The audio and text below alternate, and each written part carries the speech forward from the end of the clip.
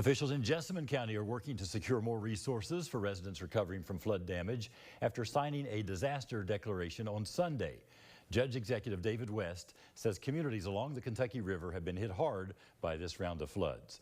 While some weathered the storm relatively unscathed, he says other roads and homes are still submerged. So far, West says county crews had to rescue nearly 20 people and several animals. Fortunately, no injuries have been reported. The Wilmore Municipal Center is preparing to help with cleanup efforts by collecting supplies for people affected by the floods. Our hearts are with everybody throughout Kentucky that have suffered loss, and we will all stand together, we will dry out, and we will move forward. Judge Executive West says the floodwater is expected to recede within the next week.